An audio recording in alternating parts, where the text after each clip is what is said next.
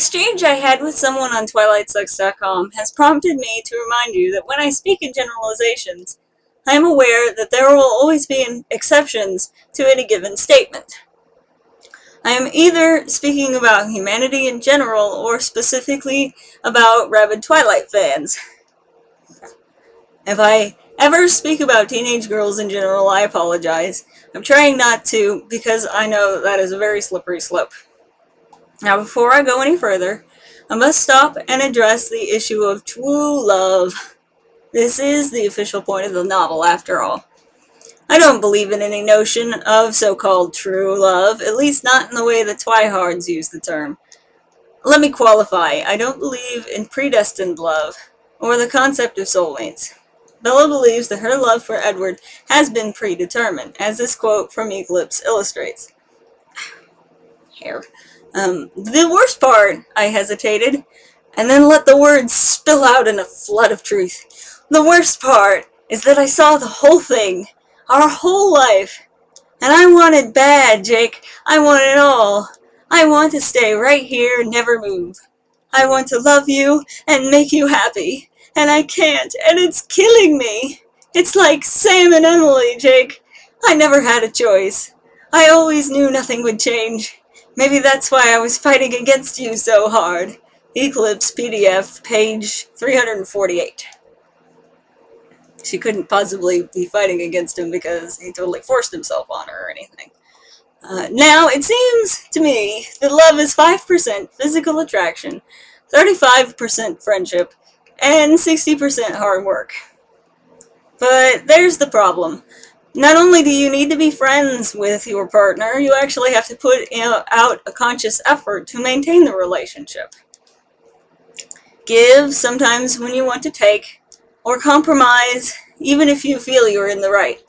And it can't work if one person is doing all the work. Both parties must be willing to sacrifice. But with true soulmate love, there is no need for this hard work. It's instant gratification. One look and boom, you're meant to be. There are no lows in your relationship, only blissful highs that continue on forever. You don't get sick of the person. You aren't bothered by their little quirks. There aren't times when you feel like you need some space. It's smooth sailing right from the moment you lock eyes. Isn't that a grand notion? Too bad it doesn't exist in real life, right? But it does in Twilight. Yes, Edward and Bella had that pretty big fight in New Moon. He left her, saying some nasty things on his way out. But once they reconciled, that was it. She forgave him, and they went right back to being head over heels for each other. And after New Moon, she trusted him implicitly. Were that real life, it would take a while for her to be comfortable with trusting him again. He would have to earn it. But that would take work, and we can't have that. That would just ruin the fantasy. So when an anti brings up the idea that their relationship is anything but perfect, Twihards get defensive and sometimes downright offensive. You can't mention how abusive Edward's actions sound without being accused of not reading the books or having less than average intelligence. They refuse to see it any other way because that would shatter the illusion of the world's most perfect love. It would harsh their squee. It would kill their buzz, as Bella would say. It would mean that they have to face reality, and they'll fight tooth and nail to prevent that from happening. God forbid they have to work at anything. No, it's all got to be handed to them on a silver platter. They want to believe they'll find a very attractive someone who will place them on some kind of pedestal. Someone who will say, "You are my life now."